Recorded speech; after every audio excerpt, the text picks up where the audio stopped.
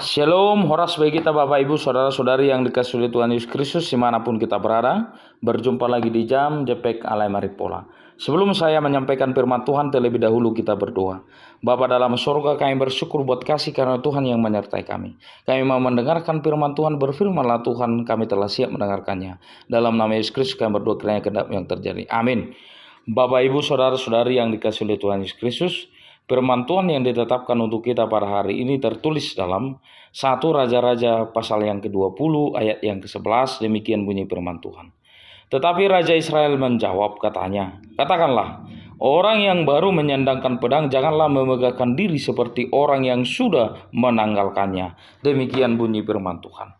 Bapak Ibu Saudara-saudari yang dikasihi oleh Tuhan Yesus Kristus, firman Tuhan ini berlatar belakang atas kesombongan daripada Raja Aram, yaitu Ben-Hadad. Dia menyombongkan diri atas kekuasaan yang ada pada dirinya.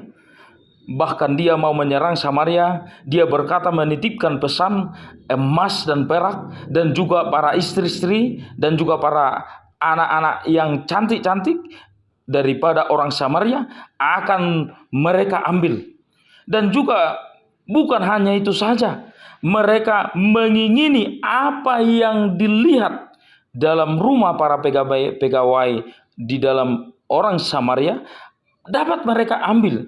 Dan itulah yang membuat kekesalan di dalam hati Raja Ahab dan membuat perlawanan. Bahkan Allah sendiri melihat itu, melihat apa yang sudah dilakukan oleh Raja Aram tersebut, yaitu Ben-Hadad, sehingga Tuhan juga ikut murka dan membela Raja Ahab. Karena apa yang sudah dilakukan oleh Ben-Hadad Raja Aram itu sudah melebihi batas, sudah melakukan sesuatu yang tidak benar lagi.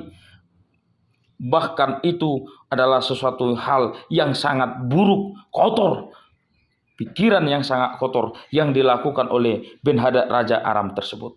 Sehingga Tuhan melakukan pembelaan kepada Raja Ahab. Dan itulah firman Tuhan ini yang berkata bahwa dengan bantuan orang-orang muda pengiring kepala-kepala daerah, mereka akan menyerang Ben-Hadad dan Raja Aram tersebut, sehingga mengakibatkan Raja Aram, Ben-Hadad dan segala pasukannya diserang, diserbu, dimusnahkan dan dibunuh, sehingga mereka melarikan diri.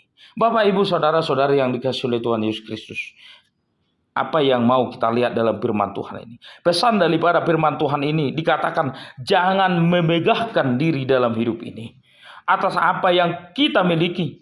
Seperti Raja Ben-Hadad ini, dia berkuasa, mungkin dia memiliki para pasukan tentaranya untuk berperang. Tetapi ingatlah bahwa Tuhan berkuasa mengalahkan. Tuhan melihat kesombongan manusia, maka jangan bermegah diri atas apa yang sudah dimiliki.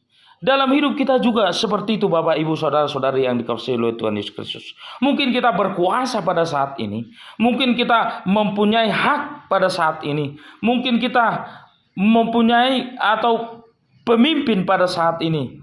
Tetapi ingatlah, Tuhan melihat jika ada orang yang sombong memegahkan dirinya atas apa yang dipegang saat ini kekuasaan dalam hidupnya, akan hancur, lebur, akan dimusnahkan. Bahkan Tuhan sendiri akan menggunakan orang lain untuk memusnahkan kesombongan yang ada pada orang yang bermegah diri dalam hidupnya. Maka sebagai manusia ciptaan Tuhan, kita harus merendahkan diri di hadapan Tuhan. Seperti Raja Ben-Hadad yang sombong ini bisa hancur seketika karena kesombongannya, karena kemegahannya. Dia kira dia sudah kuat, dia sudah mempunyai power dalam hidupnya. Ternyata itu hanya sementara. Ternyata ada yang lebih daripada itu.